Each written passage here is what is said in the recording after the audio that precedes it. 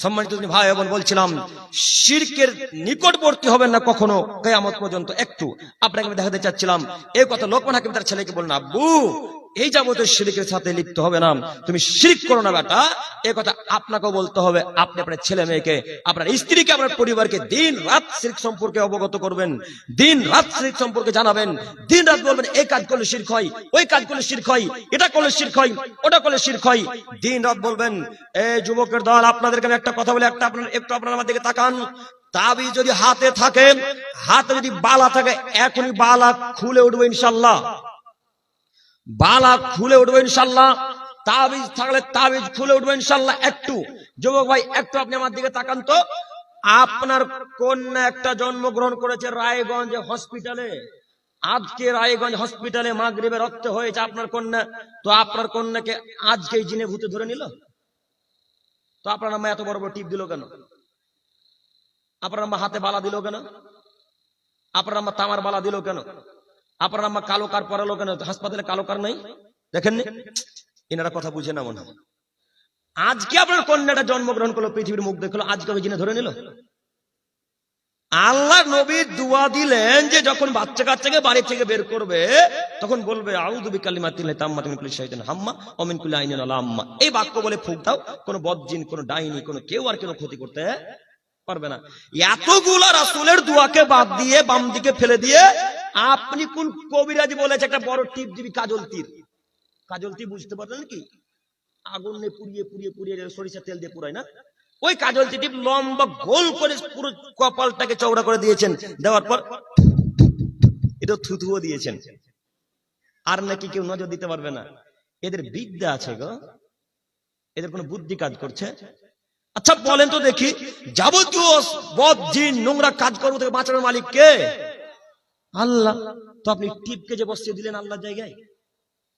এই জন্য আল্লাহর এত রাগ, এই জন্য আল্লাহর এত রাগ। আল্লাহ যে হারে আমি তোকে খাওয়ালাম, পড়ালাম, বিনা টাকায় অক্সিজেন দিলাম, বিনা টাকায় বিনা ট্যাক্সে জমিনে চলতে দিলাম, আমি এত কিছু করলাম, আমার জায়গাতে টিপকে বসিয়ে দিলি, এই জন্য আমি তোকে জাহান্নামে দেব। কথা বুঝতে পারেননি? আপনার কন্যার কপালে, ছেলের কপালে টিপ দিলেন কেন? বের করার পূর্বে বলেন আউযু বিকালিমাতিল্লাহি তাম্মাতি মিন কুল্লি শাইতানিন হাম্মা ওয়া মিন কুল্লি আইনিন লাম্মা। এই বলে ফুঁক দেন ছেলে মেয়ের গায়ে। আর কোন বদ জিন, কোন অশ্লীল মানুষ, কোন কুনজর আর কেউ লাগাতে পারে না। আপনার কোন মানুষ কুনজর দিতে পারবে না। একটু আপনাকে বলি, আপনার দ্বারাতে প্রথমত কুনজর লাগে, আপনার দ্বারাতে প্রথমত কুনজর লাগে, পিতা মাতার দ্বারাতে প্রথমত কুনজর লাগে, খারাপ নজর লাগে। আব্দুল করিম ভাই, কেমনে আমরা ছেলে মেয়েদেরকে কুনজর দিই একটু আপনাকে দেখাই। আপনার ছেলে আব্দুল্লাহ দেখতে অতীব সুন্দর, আপনার মেয়ে আমিনা দেখতে অতীব সুন্দরী নারী, খুব দেখতে সুন্দর, নতুন জামা পোশাক পরিয়েছেন, তখন আপনার স্ত্রীকে বলছেন খালিদা, রহিমা, দেখো দেখো দেখো আব্দুল্লাহকে কত সুন্দর লাগছে। বলেন না? বলেন কি? এই বলেন কত সুন্দর লাগছে বলার পূর্বে আগে বলতো তো মাশাআল্লাহ, দেখো তো আমিনাকে কত সুন্দর লাগছে। কথা বুঝতে পারেন? ওই যে বললেন আব্দুল্লাহকে কত সুন্দর লাগছে, এটাই হলো কুনজর, এটাই হলো বদনজর। বদনজর প্রথমত পিতা মাতার কারণেই লাগে। পিতা মাতাই আগে বদনজর দেয়, বলে আব্দুল্লাহকে কত সুন্দর লাগছে রে আজকে।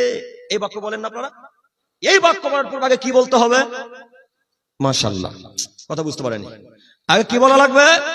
মাশাআল্লাহ। এরপরে বলেন মাশাআল্লাহ কত সুন্দর আমার ছেলে আমার মেয়েকে লাগে। এই বাক্য বলতে হয়। আপনার ছেলেকে তো আপনি বদনজর লাগিয়েছেন, আর বলছেন পাড়ার ডাইনিতে খেয়ে নিল। হ্যাঁ, পারার নাকি ডাইনিতে খেলো। যাই হোক, ডাইনি যদিও থাকে, এই দোয়া বলেন সূরা নাস ফালাক বলে ফুঁক দেন, জিন্দেগি কোনো বদ জিন ক্ষতি করতে পারবেন ইনশাআল্লাহ। মনে থাকবেন ইনশাআল্লাহ। একটু এই জায়গাটা আবার ফেরত আসছি, তার আগে একটা আয়াত পেশ করি। মহান আল্লাহ তাআলা বলেন ইন্নাহু মান ইউশরিক বিল্লাহ, পৃথিবীর মানুষ শোনো, তোমাদের মধ্যে যারা শিরক করে মারা যাবে, ফাকাদ হারামাল্লাহু আলাইহিম আল জান্নাহ, আমি আল্লাহ তাআলা তার উপর জান্নাতকে হারাম করে দিলাম। ওমা ওহুন নার, তার থাকার জায়গাকে জাহান্নাম করে দিলাম। ওমা লিযালিমিনা মিন আনসার, অত্যাচারী ব্যক্তিদের জন্য কিয়ামতের মাঠে কোনো সাহায্য সহযোগিতাকারী কেউ থাকবেন না।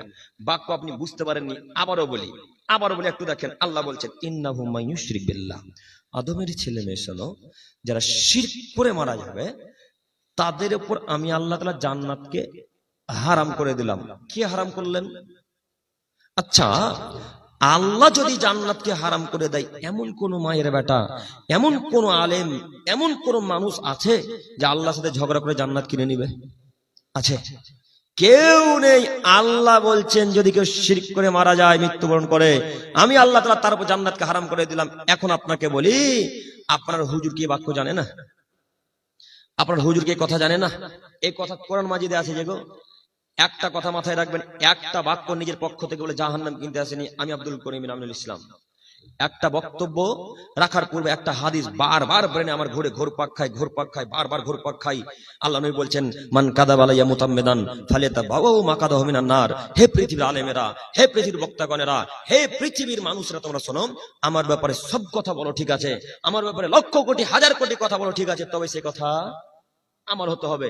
আর আমার ব্যাপারে কথা বলতে গিয়ে যদি সে কথা আমার না হয়, তাহলে তোমাদের থাকার জায়গা জাহান্নাম। একটা বাক্য বলে ধোবাইলে উত্তর দেন জাহান্নাম কিনতে আসেনি, জান্নাত কিনতে এসে আপনি বিশ্বাস করুন।